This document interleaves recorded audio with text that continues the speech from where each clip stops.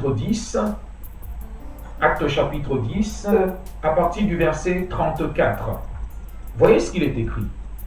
Alors Pierre prit la parole et dit, en vérité, Dieu aime la vérité, donc en vérité, Pierre, il dit, je reconnais que Dieu ne fait pas de favoritisme. Il reconnaît, Pierre, que Dieu ne fait pas de favoritisme et que dans toute nation, celui qui le craint et qui pratique la justice lui est agréable. Là, Pierre était un apôtre, hein, et pas le plus petit des apôtres. Pierre n'était pas le plus petit des apôtres. Jésus-Christ lui avait parlé directement en lui disant que tu t'appelles Pierre et je ferai mon église et je te donnerai les clés. Les portes de l'enfer ne prévaudront pas dessus. Donc Pierre n'est pas n'importe qui. Et quand donc l'apôtre Pierre dit ceci, il dit que dans toute nation, quand on dit toute nation, on sous-entend que il y a différentes autres nations, il n'y a pas que la nation d'Israël. Et lui dit, et que dans toute nation, celui qui craint et qui pratique la justice, lui est agréable. Au verset 36, il dit, il a envoyé sa parole aux Israélites. Effectivement, en leur annonçant la paix par Jésus-Christ, qui est le Seigneur, notez bien, de tous, c'est-à-dire le Seigneur de quiconque croit en lui. Indépendamment du fait que tu sois israélite ou que tu sois non israélite, que tu sois juif, que tu sois d'une nationalité étrangère, que tu aies une autre couleur de peau, indépendamment du fait de qui que tu sois, tu crois en lui, eh bien, tu es justifié par lui. C'est de ça dont il s'agit. Et je poursuis mon propos en allant au verset 43. Au verset 43, regardez ce qui est écrit. Tous les prophètes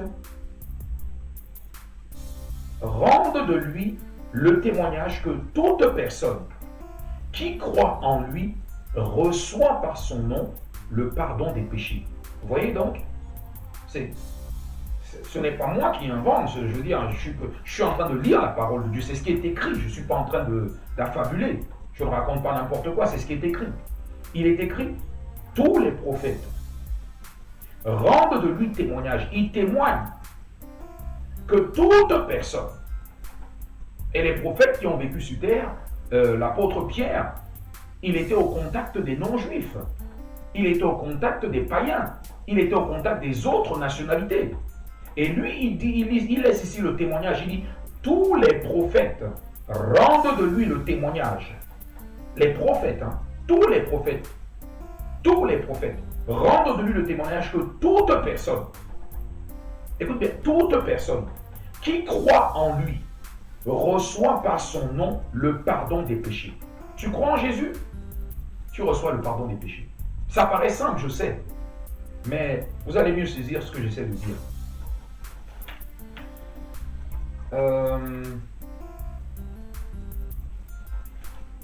Donc, au verset 44, Pierre parlait encore quand le Saint-Esprit descendit sur tous ceux qui écoutaient la parole.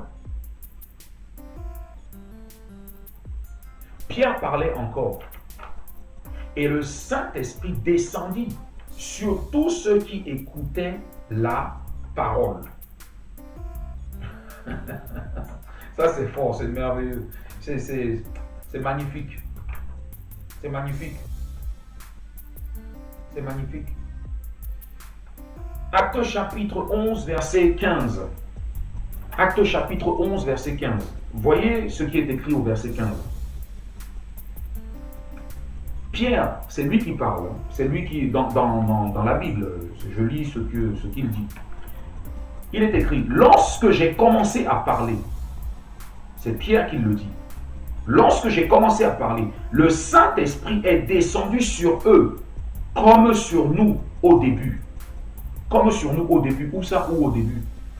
Je pense qu'il faudrait peut-être aller dans le livre des Actes. Livre des Actes. Actes.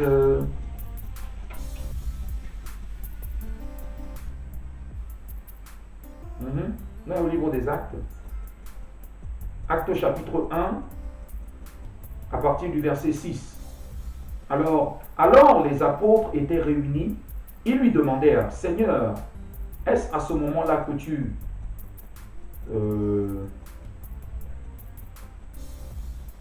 Alors, il lui demande, à partir du chapitre du verset 6, alors les apôtres étaient réunis, ils lui demandèrent, Seigneur, est-ce à ce moment-là que tu rétabliras le royaume pour Israël? Il leur répondit, ce n'est pas à vous de connaître les temps ou les moments que le Père a fixés de sa propre autorité. Mais vous recevrez une puissance lorsque le Saint-Esprit viendra sur vous, et vous serez mes témoins à Jérusalem, dans toute la Judée, dans la Samarie et jusqu'aux extrémités de la terre. Écoute bien. Il dit, écoute bien. Il leur répondit, ce n'est pas à vous. Jésus parlait aux disciples. Il dit, ce n'est pas à vous, disciples, bien qu'ils soient disciples. Ce n'est pas aux apôtres. Il leur répondit, ce n'est pas à vous de connaître les temps ou les moments que le Père, c'est-à-dire Dieu, a fixé de sa propre autorité. Pas l'autorité des hommes, mais l'autorité de Dieu. Mais vous recevrez, maintenant il dit mais, vous recevrez une puissance lorsque le Saint-Esprit viendra sur vous et vous serez mes témoins à Jérusalem, pour commencer, dans toute la Judée, vous voyez, ça commence à s'expandre, dans la Samarie, et maintenant il dit jusqu'aux extrémités de la terre. Jusqu'aux extrémités de la terre, ça veut dire que la parole va se propager à toutes les autres nations. Le Saint-Esprit, c'est-à-dire ils recevront une puissance, le Saint-Esprit descendra sur eux. Le Saint-Esprit vient du ciel, en d'autres termes. C'est une puissance d'en haut. Tourbillon, un vent impétueux. Aïe, aïe, aïe, aïe, c'est quelque chose de terrible que de tomber dans les mains du Saint-Esprit. Aïe, oh. Je sais pas si vous comprenez, hein, ça vraiment, si on vous montre le ciel là, vous allez vous... Oh là là là là là. Les gens vont mettre les genoux à terre, ils vont commencer à... Ouh là là là là là là là là là là. Acte chapitre 11, verset 20.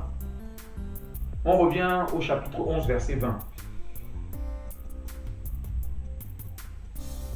Cependant, certains d'entre eux qui étaient originaires de Chypre et de Cyrène vinrent à Antioche et s'adressèrent aussi aux non-juifs.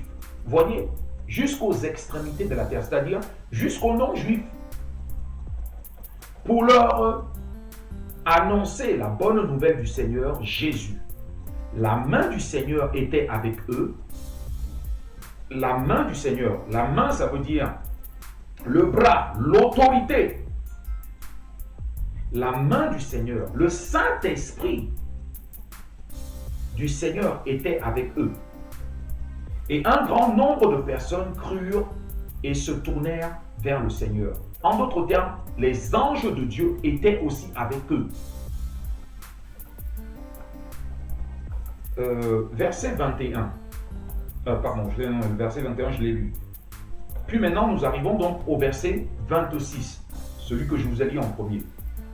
Quand il l'eut trouvé, il l'amena à Antioche pendant toute une année. Ils participèrent aux réunions de l'Église et ils enseignèrent beaucoup de personnes. C'est à Antioche que pour la première fois, les disciples furent appelés chrétiens.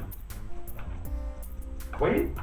Donc, après qu'ils aient reçu le Saint-Esprit, qu'ils aient obéi au Saint-Esprit, le Saint-Esprit les a guidés. Ce n'est pas le Saint-Esprit qui bougeait, ils ne bougeaient pas d'eux-mêmes. Le Saint-Esprit les a amenés quelque part. Et pendant qu'ils faisaient donc cette mission, c'est là où ce nom-là, cette appellation est venue. Cette appellation n'est pas venue, je pense, des hommes, elle est venue de Dieu. Donc pourquoi certaines personnes sont offensées, offusquées et s'énervent parce que on leur dit qu'ils sont des chrétiens? C'est la même chose. C'est comme si on leur disait qu'ils étaient israélites, c'est pareil. Il n'y a aucune différence à cela. J'en veux pour preuve. Lorsque vous allez dans le livre des Actes au chapitre 12, verset 11, je vais vous démontrer quelque chose. Voyez ce qu'il est écrit. Revenu à lui-même, Pierre dit, « Maintenant je sais vraiment que le Seigneur a envoyé son ange. » Vous voyez, je vous ai dit, même les anges étaient avec eux. Le Seigneur a envoyé son ange et qu'il m'a délivré du pouvoir de Hérode, du pouvoir de celui qui les persécutait, du pouvoir de l'assassin, parce que Hérode avait fait couper la tête de Jacques. Et de tout ce que le peuple juif attendait. Ça veut dire que parmi le peuple juif, il y en avait malheureusement qui étaient restés dans le judaïsme traditionnel. Ils continuaient de suivre la soi-disant loi de Moïse qui n'arrivait même pas à mettre en application. Mais eux, étant guidés par le Saint-Esprit, Dieu les a envoyés même chez les non-juifs, afin qu'ils les prêchent. Et certains des non-juifs qui les écoutaient étaient, convertis, étaient acquis, étaient conquis. La raison pour laquelle Pierre dit « Maintenant je sais vraiment que le Seigneur a envoyé son ange et qu'il m'a délivré du pouvoir de Hérode », ça veut dire là, Pierre avait été mis en prison parce que certains juifs voulaient sa mort. Et Hérode aussi voulait le tuer. Mais il ne réussit pas à le tuer parce que l'ange de Dieu avait été envoyé et l'ange l'avait délivré. Donc, non seulement le Saint-Esprit avait été avec eux, mais les anges de Dieu étaient avec eux. Donc, les anges de Dieu étaient avec les premiers chrétiens à Antioche. Bien. Acte chapitre 15, verset... Acte chapitre 15. À partir du verset 8, 9, 10. À partir du verset 8. Et Dieu qui connaît les cœurs leur a rendu témoignage en leur donnant le Saint-Esprit comme à nous. Attends, quand il dit, il leur a comme à nous, c'est-à-dire, il leur a donné le Saint-Esprit comme à nous. Qui est celui qui parle? Je vous donne dans le mille. C'est un serviteur de Dieu qui parle, un des prophètes qui parle, qui est de nationalité israélite. Et lui dit, il leur a donné le Saint-Esprit à qui? Aux non-juifs, aux païens. Il leur a donné le Saint-Esprit comme à nous. Il n'a fait aucune différence entre eux et nous, puisqu'il a purifié leur cœur par la foi. Donc Dieu leur a fait grâce. Ils ont reçu le Saint-Esprit, le don gratuit de Dieu. Si ce n'est pas merveilleux ça? Nous allons poursuivre au chapitre 10, au verset 10. Excusez-moi pour les fautes. Maintenant donc, pourquoi provoquer Dieu en imposant aux disciples des exigences que ni nos ancêtres, ni nous n'avons été capables de remplir? Vous voyez? Là, il dit, maintenant donc, pourquoi provoquer Dieu en imposant aux disciples, c'est-à-dire à ceux qui suivent, aux chrétiens, des exigences que ni nos ancêtres, ni nous, ça veut dire les prophètes, les apôtres, les premiers disciples, les premiers enseignants, Barnabas, Paul, Pierre, Silas, toutes ces personnes, il dit ici, maintenant donc, pourquoi provoquer Dieu? Pourquoi être désobéissant? En imposant, en faisant de la dictature, en imposant aux disciples des exigences que ni nos ancêtres, ni nous n'avons été capables de remplir. C'est-à-dire, il reconnaît qu'ils n'étaient pas capables de marcher selon la loi. Alors, pourquoi eux qui n'étaient pas capables de marcher selon la loi, qui n'étaient pas capables de marcher selon les commandements, vont-ils maintenant les imposer aux chrétiens, à ceux qui suivent Christ? Nous croyons au contraire que c'est par la grâce du Seigneur Jésus que nous sommes sauvés, tout comme eux. Il dit maintenant, nous croyons. Ça, c'est ce qu'ils croient, ça, c'est leur foi maintenant. Ça, c'est leur cœur maintenant, c'est leur cœur qui parle. Il dit, nous croyons, nous Israélites, nous en Christ Jésus, tu vois, nous croyons au contraire que c'est par la grâce. By the grace, we believe in the contrary, that is by grace of the Lord Jesus, that we are saved like them. Like them. C'est-à-dire, ça veut dire comme eux, ça veut dire et les non-juifs, et nous sommes sauvés par la grâce. C'est l'esprit donc de la grâce. Actes chapitre 15, versets 17, 18, 19. Actes chapitre 15, versets 17, 18, 19. 17, 18, 19. Voyez d'autres éléments. Il est écrit, alors le reste des hommes chercha le Seigneur ainsi que toutes les nations appelées de mon nom, dit le Seigneur qui fait tout cela, et de qui cela est connu de toute éternité. C'est pourquoi je pense qu'on ne doit pas créer de difficultés aux non-juifs qui se tournent vers Dieu. Mais il faut leur écrire d'éviter les souillures, des idoles, l'immoralité sexuelle, les animaux étouffés et le sang. Voilà les prescriptions, voilà ce qui est le plus essentiel. Voilà le message de l'évangile. Ça veut dire, ici il est en train d'expliquer que le sacerdoce de la loi de Moïse, nous n'avons pas été capables de le mettre en application. Pourquoi déranger ces personnes qui aiment Jésus, qui veulent suivre Jésus, avec des choses que nous n'avons pas été capables? Mais allons à l'essentiel, disons-leur la vérité, l'essentiel, c'est ce qu'il faut faire. Et voilà qu'il leur dit, il n'a fait aucune différence entre eux et nous. Ça veut dire que Dieu n'est pas un Dieu de favoritisme. Il n'a fait aucune différence. Nous sommes tous enfants du même Dieu. Nous avons tous un seul et même Dieu. Nous avons été baptisés du Saint-Esprit. Ça, c'est le baptême du Saint-Esprit.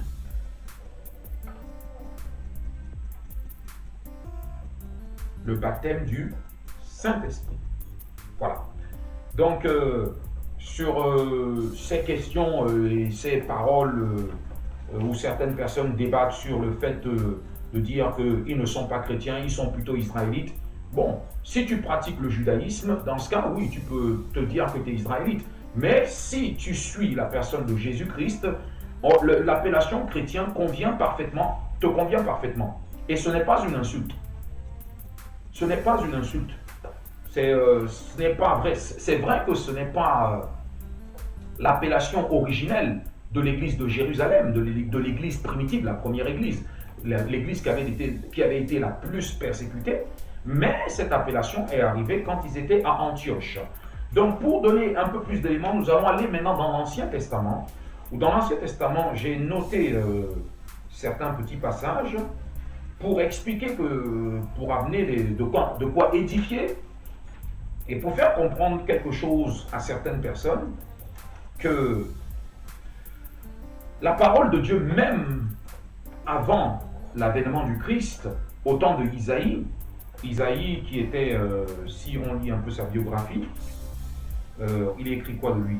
Isaïe se présentant comme la révélation accordée à un prophète du nom d'Isaïe, probablement de sang royal, le livre d'Isaïe couvre les règnes de 4 souverains successifs sur Juda, d'environ 740 à 695, voire 687 avant Jésus-Christ. Annonçant l'exil qui attend les Judéens en raison de leur immoralité, le texte est célèbre pour la conscience aiguë de la sainteté de Dieu, dont il témoigne, et pour ses prophéties sur la naissance d'un enfant, Emmanuel, et sur le serviteur de l'Éternel, mis en rapport avec Jésus-Christ dans le Nouveau Testament. Donc vous voyez, environ 740 à 695 années, voire 687 ans avant Jésus-Christ. Donc, on peut dire 700 ans avant Jésus-Christ environ. Voici ce qu'il est écrit dans le livre de Isaïe, Isaïe chapitre 19, à partir du verset... on va commencer par quel verset? À partir du verset 18. À partir du verset 18. Voyez ce qu'il est écrit. Il est écrit, ce jour-là, il y aura 5 villes en Égypte qui parleront la langue de Canaan. Canaan. Je n'ai pas dit Kenya, bien que ça pourrait être Kenya, on ne sait pas. Hein? Donc, ce jour-là, il y aura 5 villes en Égypte qui parleront la langue de Canaan. Kenyan ou Canaan. Kenyan ou Canaan. Bref. Et qui prêteront serment par l'Éternel. Qui prêteront serment par l'Éternel. Le maître de l'univers. L'Éternel, the master of the universe. This is what they are saying. That in those days, in that day, there will be 5 towns, 5 cities in Egypt who will speak the language of Canaan. Canaan. You got it. And they should make a whole to the God Almighty, the Master of the universe. Bon, bref. I make it quick. Je reviens en français. Bon. Acte chapitre 19, verset... Non, c'est Isaïe, pardon. Je me mélange un peu. Livre d'Isaïe, chapitre 19, verset 18. Ce jour-là, il y aura 5 villes en Égypte qui parleront... Pardon. Il y aura 5 villes en Égypte qui parleront la langue de Canaan et qui prêteront serment par l'Éternel. Si je m'amuse à parler un peu en anglais, c'est pour vous donner une compréhension beaucoup plus profonde sur l'origine de certaines nations. Quand on parle de Canaan, du pays de Canaan, du pays de Kenyan, il faut comprendre l'Égypte, le Kenya, c'est l'Afrique, Israël, tout ça, l'Éthiopie, bon, bref. Les frontières à ces temps-là, à ces époques, 600 ans, 800 ans avant Jésus-Christ n'étaient pas les mêmes. Vous imaginez, vous pouvez bien comprendre. Bien. Donc, il est donc écrit, ce jour-là, il y aura un autel consacré à l'Éternel au cœur de l'Égypte et près de la frontière du pays, un monument en l'honneur de l'Éternel. Un monument en l'honneur de l'Éternel. Il dit au cœur de l'Égypte. Au cœur de l'Égypte. L'Égypte est en Afrique. Hein? Au cœur de l'Égypte. Il y aura, au cœur de l'Égypte et près de la frontière du pays, un monument en l'honneur de l'Éternel.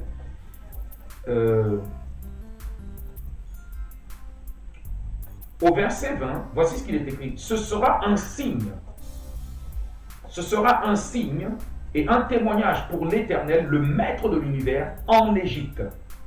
Quand ils crieront à l'Éternel, à cause de ceux qui les oppriment, il leur enverra un sauveur, un défenseur, qui les délivrera. Verset 21. Ce jour-là, l'Éternel sera connu des Égyptiens. Écoutez bien, il dit, ce jour-là, donc on suppose que 800 ans avant Jésus-Christ, selon 800 ans avant Jésus-Christ, il est écrit donc, ce jour-là, l'Éternel sera connu des Égyptiens. Donc il y a 800 ans avant Jésus-Christ, les Égyptiens connaissaient le Dieu d'Israël. Les Égyptiens le connaissaient, le Saint d'Israël connaissait l'Éternel, connaissait le Maître de l'univers, connaissait le Dieu Tout-Puissant. Ce jour-là, l'Éternel sera connu des Égyptiens et les Égyptiens connaîtront l'Éternel. Il dit, l'Éternel sera connu des Égyptiens et les Égyptiens, l'Éternel sera connu des Égyptiens. L'Éternel sera connu des Égyptiens. À cette époque-là, les Égyptiens étaient comme des Kémites. Donc, ils étaient communément des nègres. Hein? Donc, il dit, l'Éternel sera connu de ces nègres. Et ces nègres-là, ces Kémites-là, connaîtront l'Éternel. Ils le serviront avec des sacrifices et des offrandes. Ils feront des vœux à l'Éternel et les accompliront. Ainsi, l'Éternel frappera les Égyptiens Il les frappera, mais il les guérira, et ils se convertiront à lui. Il répondra à leurs prières et les guérira. Verset 23. Ce jour-là, il y aura une route entre l'Égypte et la Syrie. Les Assyriens se rendront en Égypte et les Égyptiens en Assyrie. Et les Égyptiens serviront l'Éternel avec les Assyriens. Ce jour-là, verset 24, Israël sera le troisième avec l'Égypte et la Syrie à être une bénédiction pour toute la terre. Verset 24. Isaïe, livre d'Isaïe, chapitre 19, verset 24. Ce jour-là, Israël sera le troisième avec l'Égypte et la Syrie à être une bénédiction pour toute la terre. Une bénédiction pour toute la terre. Vous savez ce que c'est qu'une bénédiction? L'Éternel, le maître de l'univers, les bénira en disant. Voici ce que Dieu a dit. Écoutez bien. Verset 25. Isaïe chapitre 19, verset 25. L'Éternel, le maître de l'univers, les bénira en disant. Béni soit l'Égypte, mon peuple. Ça en étonne plus d'un. L'Éternel a dit ça. C'est écrit. Donc il n'a pas appelé que Israël son peuple. Il dit, l'Éternel, le maître de l'univers, les bénira en disant, béni soit l'Égypte, mon peuple. Donc les Égyptiens, ces nègres-là, sont le peuple de l'Éternel aussi. La Syrie que j'ai créée de mes mains et Israël, mon héritage. Maintenant, il parle d'Israël en disant, Israël, c'est mon héritage. Tu sais ce que c'est qu'un héritage? C'est ma fortune, c'est mon argent, c'est ma banque, c'est ma terre, c'est mon héritage. Mais il choisit ces mots, il dit bien, béni soit l'Égypte, mon peuple. Il appelle l'Égypte son peuple.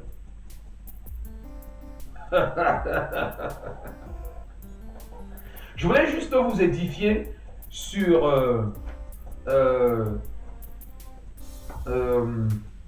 l'origine en fait du peuple hébreu. Parce que quand on dit Israël, avant Israël, le peuple hébreu existe. Et si on remonte à Moïse, du temps de Moïse, ou même du temps d'Abraham, Jésus-Christ a dit ceci.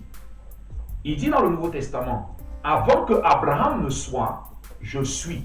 Avant que Abraham ne soit né, j'existe déjà. Ça veut dire je suis. Le je suis, I am of I am. Le Dieu de Jacob, le Dieu d'Abraham, le Dieu de tes pères, le Dieu de nos ancêtres. Donc, Moïse, lui, était un hébreu. Mais Jésus a dit ceci. Jésus qui est la vérité. Il dit qu'avant que Abraham ne soit, lui, il est. Vous voyez? Donc, il s'agit de qui? Il s'agit de Dieu. Il s'agit de la vérité. Il s'agit de comprendre qui est le Tout-Puissant.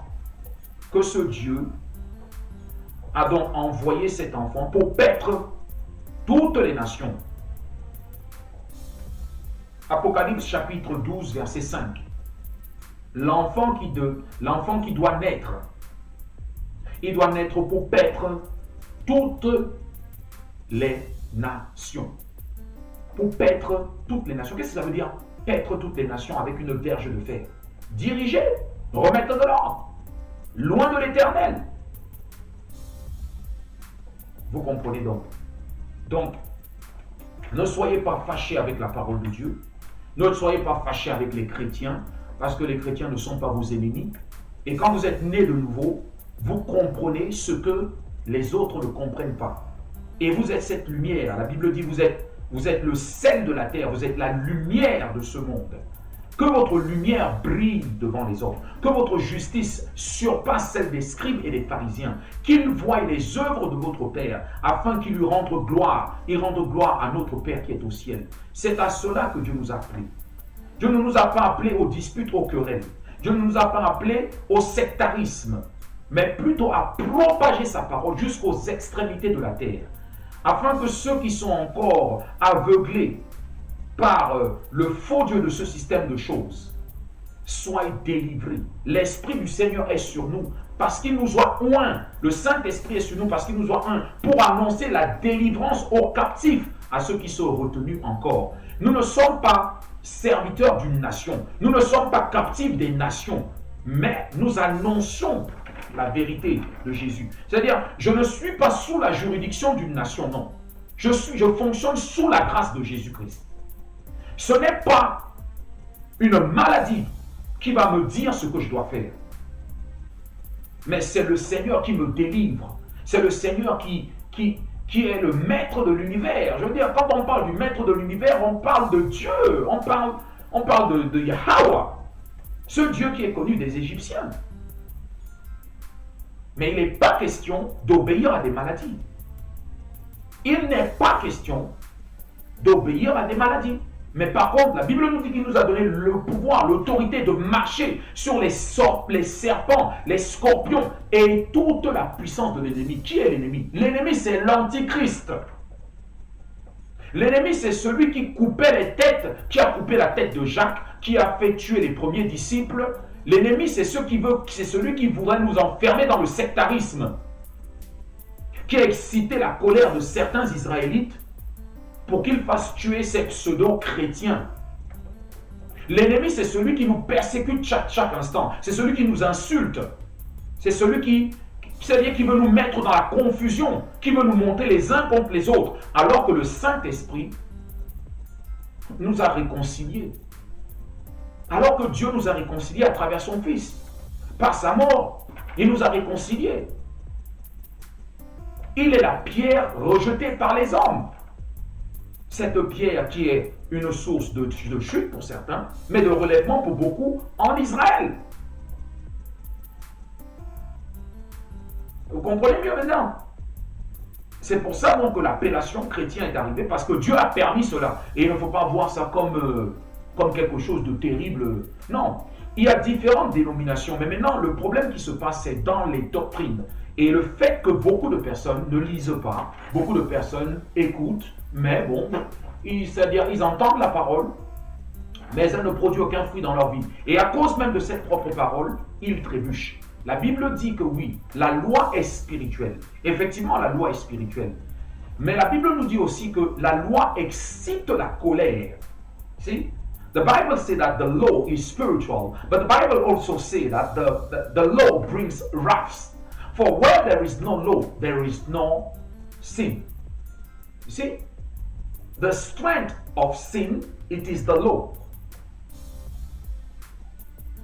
That's why we need Christ. Because without the help of Christ, there's nothing that you can do. So you gotta recognize that same God that give you the grace, that saved you, is the same God that also saved the pagan. Is the same God. And in Christ we are reconciled. We are one in Christ. That was the prayer. That was what Jesus was praying before he was taken up. He was praying that we should be one in the Spirit. Not to be, you see, scattered and divided by all kinds of winds of doctrine and to be tossed back and fro. No, the Lord wants us to be one in the Spirit. Anyway, bon, j'espère que vous avez été édifiés et que vous avez compris qu'il s'agit du corps de Christ et que nous sommes un en Christ. Nous ne sommes pas divisés. Le Seigneur ne veut donc pas de l'immoralité dans notre corps. Il ne veut pas de l'idolâtrisme. Il ne veut pas des animaux étouffés, du sang. Il y a des choses qui sont les plus importantes et nous devons aller aux choses les plus importantes, c'est-à-dire les choses qui sont vraiment les plus importantes. Quant au fait maintenant d'être passionné pour les traditions, ça c'est des études qui sont faites personnelles à côté, mais l'essentiel c'est de comprendre quelle est la tête de l'Église, quelle est la tête de toute autorité et de comprendre que c'est par Jésus-Christ que nous sommes sauvés. Il n'y a pas d'autre nom qui a été donné. C'est le nom de Jésus, c'est par lequel il n'y a pas d'autre salut en aucune autre personne. Il n'y a que par Jésus-Christ. Soyez bénis au nom de Jésus-Christ.